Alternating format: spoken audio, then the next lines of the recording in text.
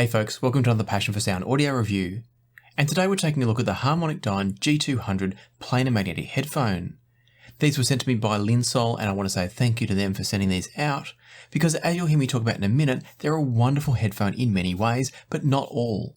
The G200s retail for $699 US, making them a fairly sort of mid-range, upper mid-range type of headphone. And I have to admit, I came in with absolutely no expectations and was really impressed with what I heard, but not so much everything about the headphone. Rather than continuing to be cryptic and beat around the bush, let's jump in and find out why I love and also don't so much love the G200s.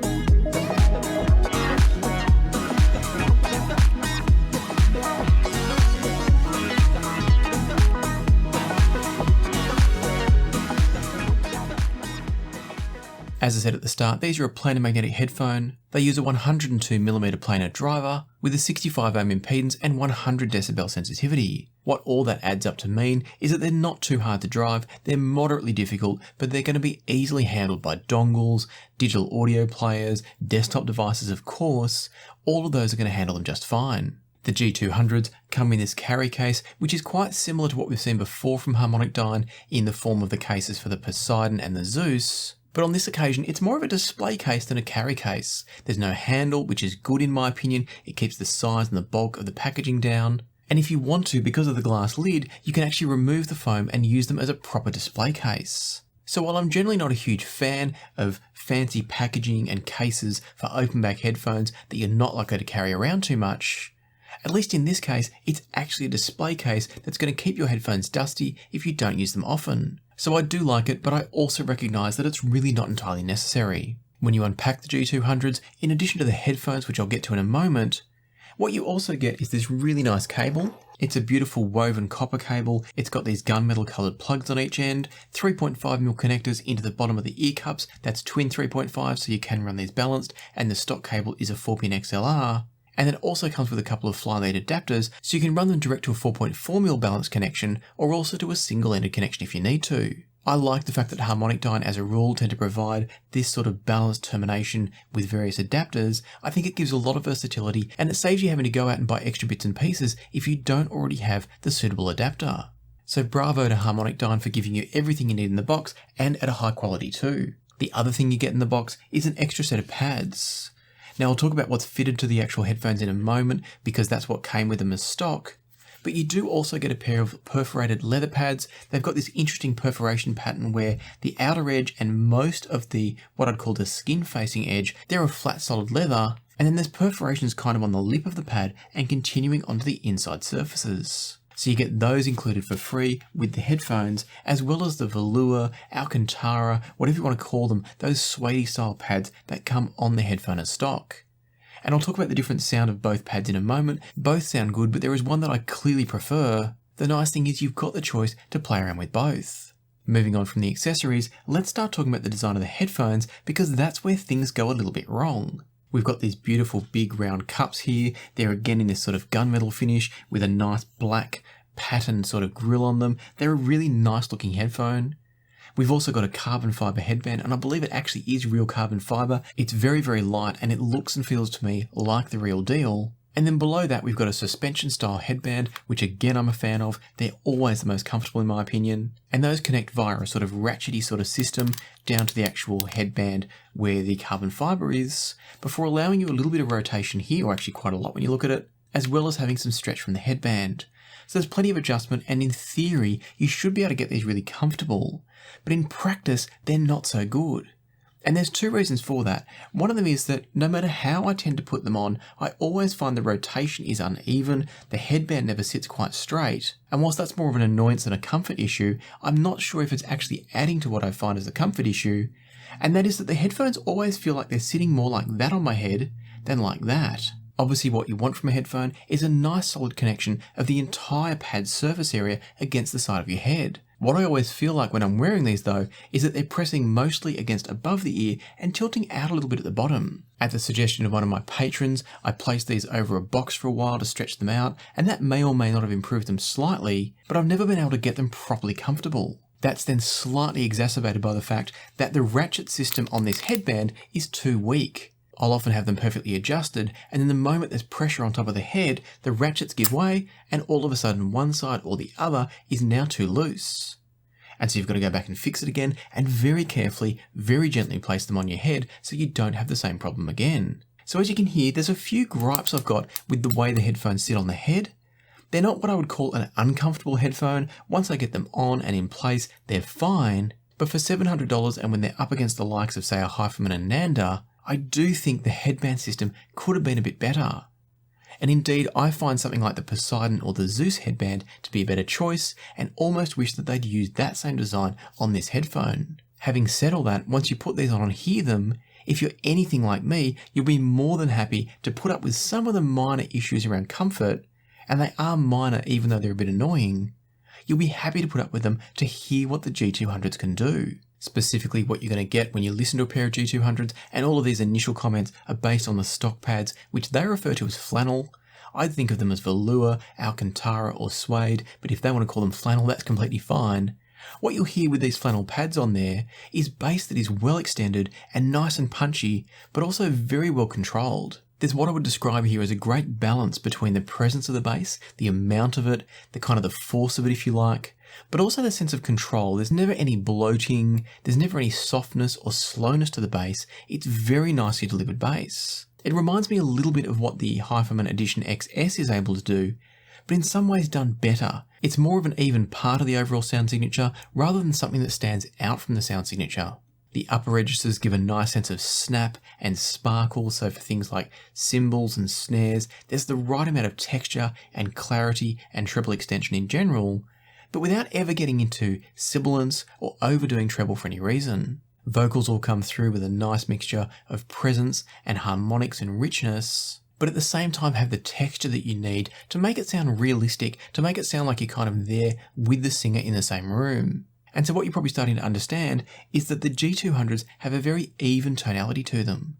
Everything's been really nicely balanced in their frequency response, and it makes for a fantastic listen. I'd describe their soundstage presentation as good, but probably not exceptional.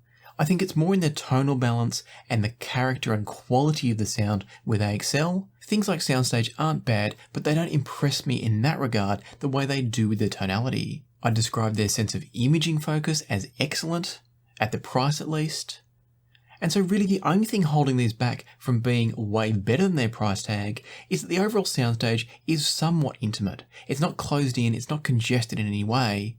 But rather than having this wonderful big sense of space, it's kind of like you're sitting in maybe the second or third row, so everything's fairly close, kind of tucked in around you, but well spaced out and without ever becoming congested. There's enough space and image separation that everything's always clearly defined from these, so I don't want it to sound like there's some congested mess with a few good characteristics.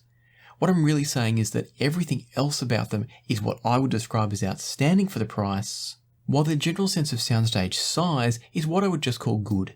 It's acceptable, maybe a bit above average for the price, but it's not exceptional like the rest of the presentation I think is. But as I said before, that's all with the flannel pads. So let's talk briefly now about what happens when you put on these perforated leather pads. Switching over to the leather pads brings a bit of extra sense of weight and presence to the bass and the mid-range, but it does come at the cost of a little bit of articulation and some of the upper end clarity and kind of texture, I guess you'd call it. To my ears, both pad options deliver a nice sounding headphone listening experience, but I think the leather pads for me just rob a little bit of the magic out of the G200, and that's why for me the flannels are easily the best choice, with the leathers being a nice alternate option, but a secondary option in my opinion. I actually wrote down in my notes that if I'd received these with only the leather pads, I still would have rated them as a good headphone, but I wouldn't be raving about them in the way that I'm tending to with the flannel pads fitted. Honestly, with the flannel pads on here, these have leaped pretty quickly up to being one of my favourite headphones. And that's even taking into account the finicky and slightly annoying comfort issues I described before.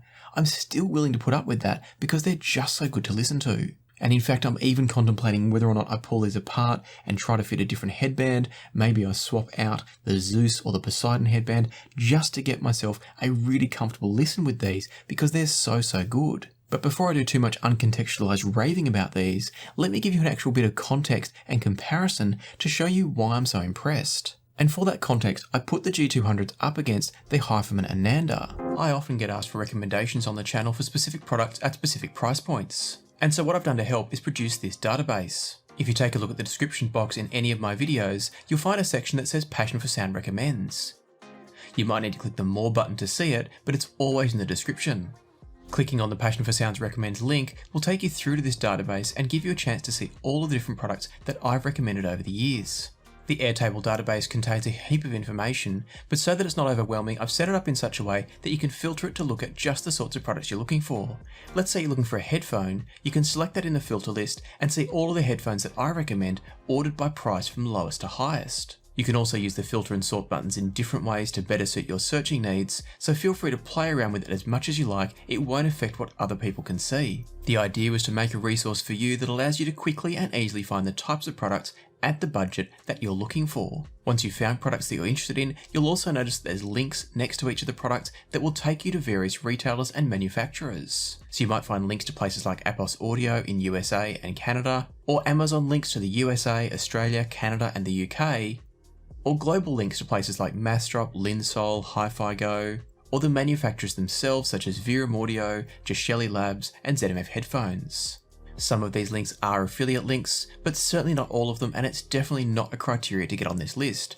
These are just products that I recommend, and whilst your support via affiliate links is always appreciated, it's absolutely not expected and also does not influence whether a product makes it onto this list. The list is always evolving, growing and changing, so do check back regularly if you're looking for something new, and I hope you find this a useful resource. For now though, let's get back to the review. If you've seen my recent tier list video, you'll know that the Ananda is a headphone that I rate really highly. I don't think it gets enough attention, and I think it's a wonderful headphone for the price. Although the list price of the Ananda is generally written as $999, the reality is they generally retail for $699 US, which is right alongside the G200s.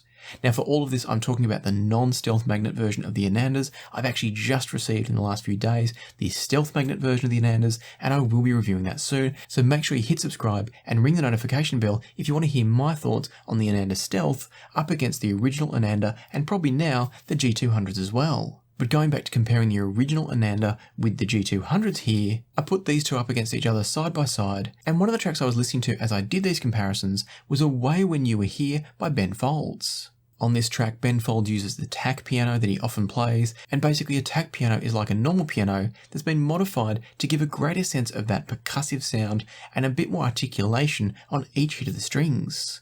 Take a listen to the track if you want to understand what I'm talking about. You'll understand immediately when you hear it. From the G200, the articulation and attack and texture of the tack piano is really clear. In addition to that though, Ben Folds' vocals are beautifully present.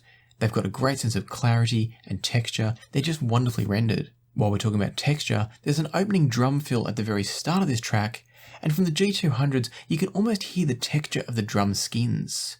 So what I mean by that is the skins stretched across the top of the drum. You can almost hear how rough or smooth those skins are as you listen to that opening drum fill when those skins are getting hit. When the strings come in, they're rich and warm, but in no way thick from the G200s. Everything's just a beautiful combination of richness and lushness with all of the texture and the detail overlaid on top, and in a very coherent way. As I listened to Away When You Were Here from the G200s, the only real criticism I could level at them was that as the track got a bit busier, they did start to sound a bit congested. Having said that, this is not a test track so much as just a track I was listening to, and so I didn't know at the time if that was an issue with the track or an issue with the headphones. So I switched over to the Ananda to see what I'd hear. Listening to the same track via the Ananda, it was immediately clear how much less richness and body they bring to the music. And what I mean by that is not that the G200s are thick and rich and lush, but they somehow produce this sound that's kind of smooth whilst also having texture.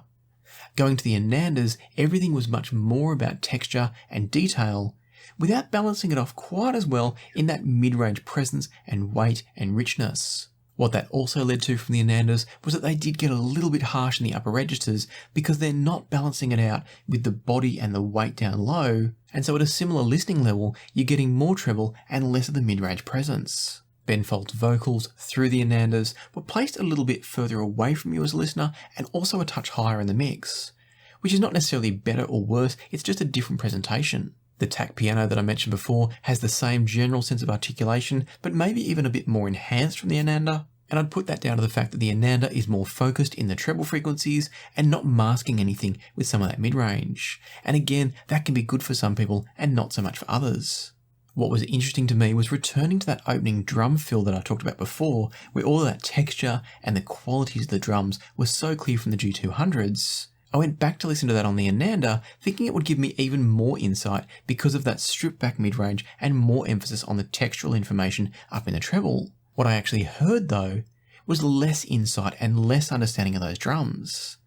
And that's where I think the G200s are doing a wonderful job, because even though having more treble in the tuning of a headphone can trick us into thinking that it's more detailed, the reality is there are details in every single part of the frequency response. And so what I'm hearing when I listen to the G200s is this magical balance of details in the mids combined with details in the treble. Whereas in the Ananda, you're losing out on the mid-range detail and getting more treble detail to kind of offset it. For me, I love what the G200s are doing because they're kind of giving me the full sonic picture rather than filtering the sound to focus me on a particular part of the signature that may or may not suit different recordings. I discussed the strings before from the G200s, and when I went over to the Anandas and focused on the same details, what I found was that the Anandas gave me more texture in those strings with a little bit less richness and warmth. And so for those that love the attack and bite of the sound of strings, you may prefer the Ananda, but it's coming at that trade-off for a slightly harsher overall sound. So it's going to depend on what you're into, what your source chain's like, but for me, as I've already sort of said, I think the G200 balances things better overall, whereas the Ananda is a bit more specialised at honing in on that treble. I think it does the treble well, but it does come at the expense of the rest of the frequency response. One very, very slight benefit that the Ananda has as a result of that treble is I think it produces just a little tiny bit more separation of the sounds. What the comparison of these two showed me is that this particular track is not overly well separated, the recording doesn't help you to break apart the instruments particularly well, and so what I'd say is that if you were A-Bing between the two of them, quickly bouncing back and forth, the Ananda does have a slight edge in that ability to separate out the sounds and produce just a bit more space between them, but it's so close that I think unless you were A-Bing them, you wouldn't pick the difference. And for me, the trade-off of that slightly harsher presentation and slightly overdone treble at the expense of the mid-range isn't worth it when the G200s sound so great. And so to bring all this to a close, you probably know roughly where I'm going with this already. I think the G200 is an absolutely wonderful headphone, and I'm highly recommending it to anyone that wants to give something different a go. For me, it's a headphone that I will reach for over the original Ananda. I can't speak to the Stealth version yet, we'll get there. But at its price, I think it's one of the best headphones on the market in that ballpark $700 range. I think it's a huge shame that the comfort is not slightly better and that headband slipping issue, that ratchet system I mentioned before, I think it's a bit of a shame that those things aren't just a little bit better. Because if they were, this would be absolutely one of my all-time favourite headphones. As it is though, they're so good from a sonic perspective that, as I mentioned before, I'm thinking about swapping the headband to make them more comfortable. That gives you an idea of just how much I like their sound. And in fact, for those of you that have been in the game for a while, if you've ever heard the original Hyperman HE500, there's a character to the G200s that reminds me a bit of those. I think the G200 is a better headphone than what I remember of the HE500, but the point that I'm making is the HE500 had a certain character to its sound. It had that combination of a bit of richness and that articulation that made it quite a magical listen. And I think the G200 is doing exactly that, only better still. And so if you're in the market for a headphone under $1,000, if you're happy to put up with a slightly finicky headband and maybe play around to get just the right fit, if those things are all okay for you, the sonic rewards from the G200 are nothing short, in my opinion, of exceptional. So I'm going to close things out here by highly recommending the G200 with the caveats of the comfort and the finicky headband. And so as always, I'll pop a link down below through to Linsole where you can pick up a pair for yourself. Now I know sometimes people think that the reviews where there's affiliate links, which this one is down below, I know that some people think affiliate links automatically mean that there's going to be bias in the review and that we're just looking to make sales. But if you haven't seen many of my reviews, I'd encourage you to check out a few others because there's lots of evidence on the channel of the fact that it has to be a good product before I'll give a recommendation. I've got plenty of affiliated products that I actually say don't really bother with it.